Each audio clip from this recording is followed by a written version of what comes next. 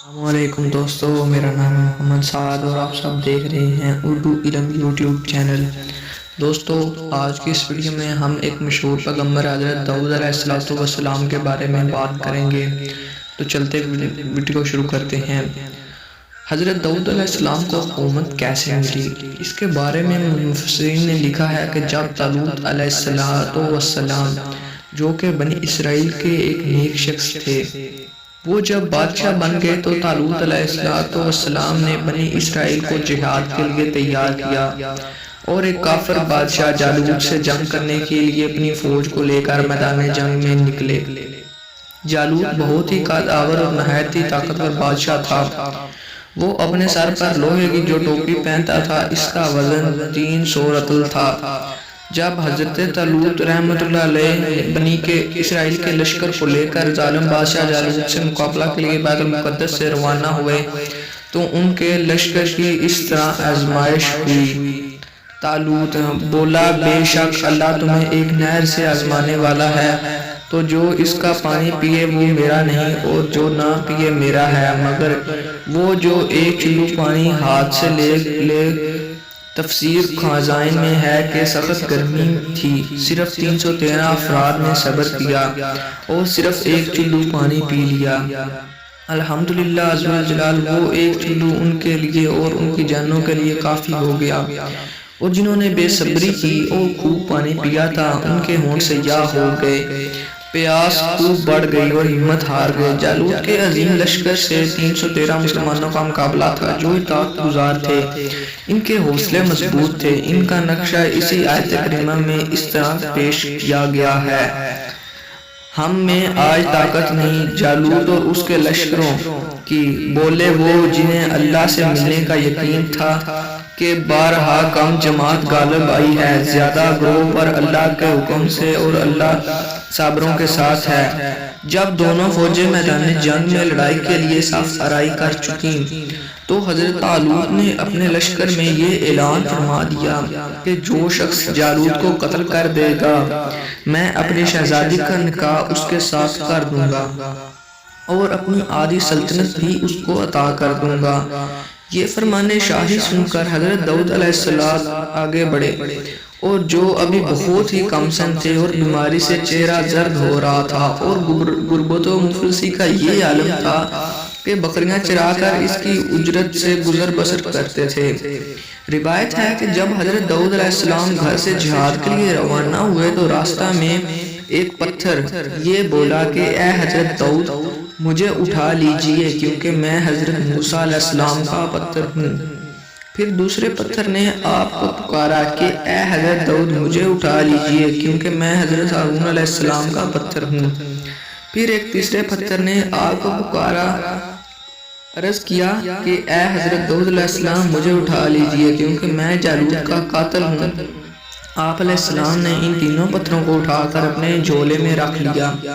جب جنگ شروع ہوئی تو حضرت داؤد علیہ السلام نے اپنی گوپن لے کر صفوں سے آگے بڑھے، اور جب جالوت پر آپ کی نظر پڑی تو آپ نے ان تینوں پتھروں کو اپنی گوپن میں رکھا اور بسم اللہ پڑھ کر گوپن سے تینوں پتھروں کو نکالے اور اس کو جالوت کی طرف پھینک دیا۔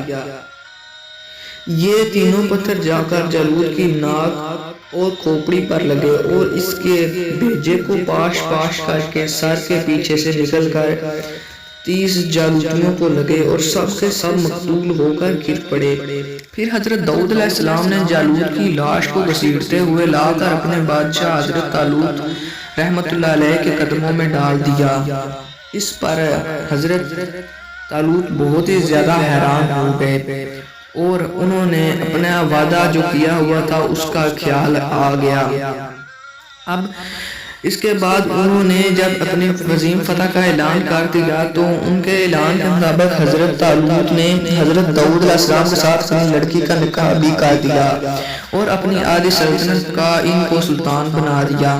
پھر پورے 40 برس کے بعد جب حضرت طالوت بادشاہ کا انتقال ہو گیا تو حضرت داؤد علیہ السلام پوری سلطنت کے بادشاہ بن گئے، اور جب حضرت شمویل علیہ السلام کی وفات ہو گئی تو اللہ تعالیٰ نے حضرت داؤد علیہ السلام کو سلطنت کے ساتھ نبوت سے بھی سرفراز کر دیا۔ آپ سے پہلے سلطنت اور نبوت دونوں اعزاز ایک ساتھ کسی کو بھی نہیں ملا تھا۔ آپ پہلے شخص ہیں کہ ان دونوں عہدوں پر فائز ہو کر 70 برس تک سلطنت اور نبوت دونوں منصوبوں کے فرائض پورے کرتے رہے، اور پھر آپ کے بعد آپ کے فرزند حضرت سلیمان علیہ السلام کو بھی اللہ تعالیٰ نے سلطنت اور نبوت دونوں مرتبوں سے سرفراز کیا۔ بیان قرآن مجید کے سورۃ بقرہ میں اس طرح ہے، ترجمہ: اور قتل کیا داؤد نے جالوت کو، اور اللہ نے اسے سلطنت اور حکمت عطا فرمائی اور اسے جو چاہا سکھایا۔ حضرت داؤد علیہ السلام کا ذریعہ معاش۔ حضرت داؤد علیہ السلام نے باوجود دیکھا کہ ایک عظیم سلطنت کے بادشاہ تھے، مگر ہمارے بادشاہوں سے ہٹ کر ساری عمر وہ اپنے ہاتھ کی دستکاری کی کمائی سے اپنے خورد و نوش کا سامان کرتے رہے۔ اللہ تعالیٰ نے آپ کو یہ معجزہ عطا فرمایا تھا کہ آپ لوہے کو ہاتھ میں لیتے تو وہ موم کی طرح نرم ہو جایا کرتا تھا، اور آپ اسی سے زرعی بنایا کرتے تھے اور ان کو فروخت کر کے اس رقم کو اپنا ذریعہ معاش بنائے ہوئے تھے، اور اللہ تعالیٰ نے آپ کو پرندوں کی بولی سکھا دی تھی۔ حضرت طالوت کی سرگزشت کی طرح حضرت داؤد علیہ السلام کی مقدس زندگی سے یہی سبق ملتا ہے کہ اللہ تعالیٰ جب اپنا فضل و کرم فرماتا ہے تو ایک لمحہ میں رائی پہاڑ اور ذرہ کو آفتاب بنا دیتا ہے۔ غور کرو کہ حضرت داؤد علیہ السلام ایک کمسن لڑکے تھے اور خود نہایت ہی مفلس اور غریب باپ کے بیٹے تھے، مگر اچانک اللہ تعالیٰ نے ان کو کتنے عظیم اور بڑے مراتب اور درجات کے اعزاز سے سرفراز فرما دیا کہ ان کے سر پر تاج شاہی رکھ کر انہیں بادشاہی بنا دیا، اور ایک بادشاہ کی شہزادیان کے نکاح میں آئی، اور پھر نبوت کا مرتبہ بلند انہیں عطا فرمایا۔ اس سے بڑھ کر انسان کے لیے کوئی بلند مرتبہ ہو سکتا ہے نہیں؟ یہ مجھے ضرور بتائیے۔ پھر اللہ تعالیٰ کی قدرت قاہرہ کا جلوہ دیکھو کہ جالوت جیسے جبار اور طاقتور بادشاہ کا قاتل حضرت داؤد علیہ السلام کو بنا دیا، جو ایک کمسن لڑکے اور بیمار تھے، اور وہ بھی ان کے 3 پتھروں سے قتل ہوا۔ حالانکہ جالوت کے سامنے ان چھوٹے چھوٹے 3 پتھروں کی کیا حقیقت تھی، جبکہ وہ 300 رطل وزن کے فولادی ٹوپی پہنے ہوئے تھا، مگر حقیقت تو یہ ہے کہ اللہ تعالیٰ اگر چاہے تو ایک چیونٹی کو ہاتھی پر غالب کر دے، اور اللہ تعالیٰ اگر چاہے تو